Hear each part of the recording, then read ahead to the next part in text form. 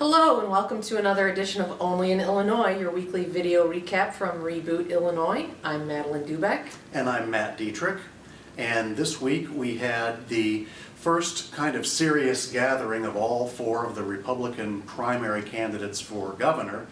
It was out in Mount Prospect, and it was kind of a surprise because the de facto frontrunner in the race, Bruce Rauner, had not planned to attend it until a couple of days before the actual event.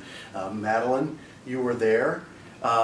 Give us an overall impression of how was this event significant to the race? Well, it's significant because it's the first time all four of them have been together in the new year, just a couple months away from the primary election day, March 18th. And interesting, I mean, one of the major things that I noted was that Bruce Rauner actually said he's been very careful to this point not to criticize his opponents, only to criticize the Democratic governor, Pat Quinn, and then he proceeded to criticize his opponents. Now, which usually means the race is maybe tightening a little bit. Now, he also described it at one point as Pick on Brucey Day. What was that all about? Beat up Brucey. Beat up Brucey. Beat up Brucey. And Rauner did a pretty good job of keeping his cool, noting that, but then saying, you know, that's okay, he kept his cool. And that's because the other three candidates were really trying to suggest, through talking about the fact that he made a call to get his daughter into a selective enrollment high school in Chicago and has a connection to a character from the Blagojevich corruption time frame. They're trying to suggest that he is an insider wheeler-dealer just like everyone else in Illinois politics. Okay, so stereotypical. We had that theme, and the other theme that I sort of picked up by watching the webcast was this career politician thing. That's one of Bruce Rauner's big themes. I noticed that Dan Rutherford seemed to go to some great lengths to distance himself from that. He did. He made a big point of talking about his humble roots and his long working career, and repeatedly referred to himself as a citizen legislator. He was a legislator before he was elected to the treasurer's office.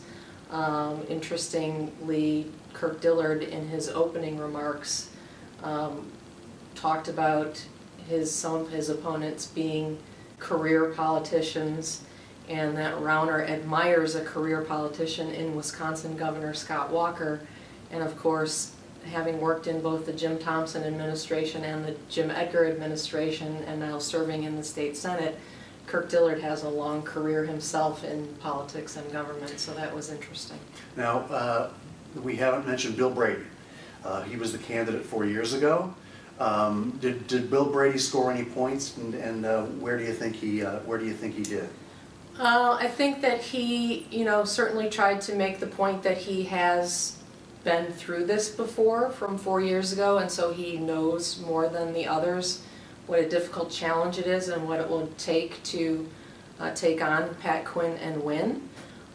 He certainly differentiated himself from the other candidates because he is the only one who supported the pension reform bill that became law, and that came up.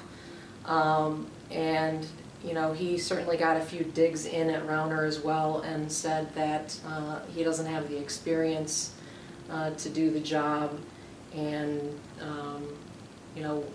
he sort of implied that he wasn't going to know who was who and which way is up, because he doesn't have much experience in government, and it is different from business in his view. So, I think he made a few points there. Okay, now one final point. I wasn't there, but watching it on my computer on the Daily Herald ABC7 website, I can't remember They sponsored the forum. I could sort of sense some tension between these four. And it started with Dillard making a remark about, oh, I'm glad Mr. Rauner could make this one. Right. And just back, did you sense, being there in the room, was there a sense that these guys were really starting to get on each other's nerves?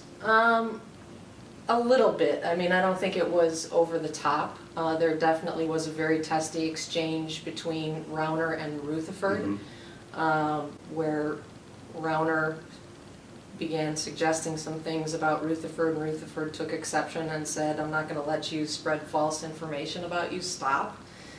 So there was definite tension there. That was clearly the feistiest exchange. But you can definitely tell that these guys are struggling and scraping and scrapping, and you know, Rauner left immediately afterward and didn't stop to talk to reporters or anything, which is part of his strategy. The other three are having a difficult time because they don't have the money to get on TV and get the attention that he does. So, you know, you could sense that frustration from them. Well, great. Well, I think one thing that we did learn is this is going to be a race. Absolutely. You're not going to have one candidate just running easily to the finish line on this one. Yeah, and you know, if you're watching this video, you care about Illinois, and there's not a more important election that is going to determine our fate. We all know that we have a whole lot of work to do to improve Illinois. We're, you know, lagging in unemployment and in so many other ways. Who the next governor is key. So I think that this demonstrated that there's some important choices and everyone should be paying close attention. Well, great. It was a great forum, and we really appreciate you joining us for another edition of Only in Illinois. We hope to see you next week. In the meantime, check in at rebootillinois.com. We'll have more great election analysis for you.